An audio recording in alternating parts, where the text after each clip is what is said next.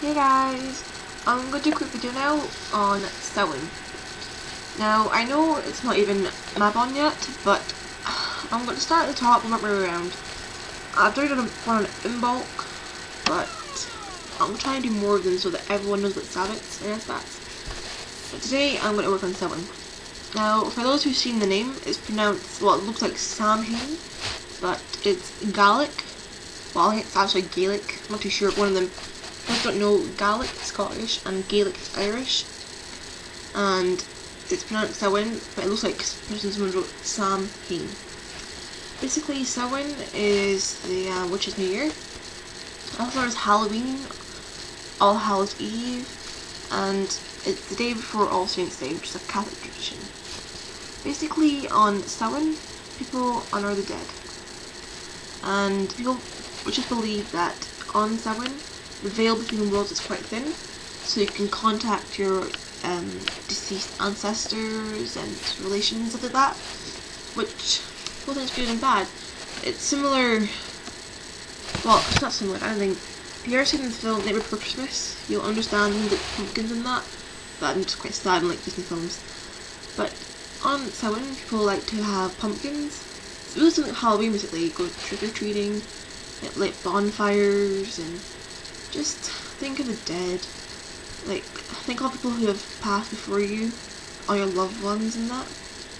And pagans, witches and Wiccans like to meditate on Samhain and try and just think about death basically. And people think death is quite negative and evil, but pagans believe that death is good in a way. It's the end of your physical life. After death, you move on to your more spiritual life in Summerlands, where you can just a place where you can see all your ancestors and you can just re-energize before you come back. You're reconnected back into the world as a physical being.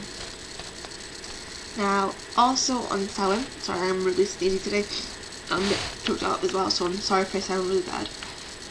On Samhain, people like to, now, how do I say it now? It's a really weird word. It's, hold on, I lost it, hold on. I did write it down so I can tell you about it. But, at the moment, I have lost it. It's not good. The Bagabi chant. We like to say it while walking Wittershins, which is anti-clockwise. Now, the chant is written in Old Basque language, which is actually dead language now. And it goes like this.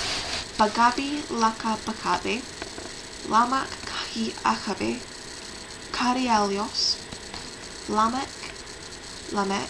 bakalayos, kahabi labalios, baralios, lagozatha kabalulos, haraya, palas aron ozinomas, vasque bano tudandona, Gehamed Kla Orle Berak He Paneteras Te. Now, I don't know where it came from. It's one of those things that people have been doing for centuries. Saying it round in a circle. So you perform it in your inner perimeter of your circle. Walking Wittershins, saying that chant. And it's hard to think it's in an old language, which is quite difficult to speak. And the way it's written is quite confusing. But people do that in Samhain. Also in Samhain, people like to make up an altar.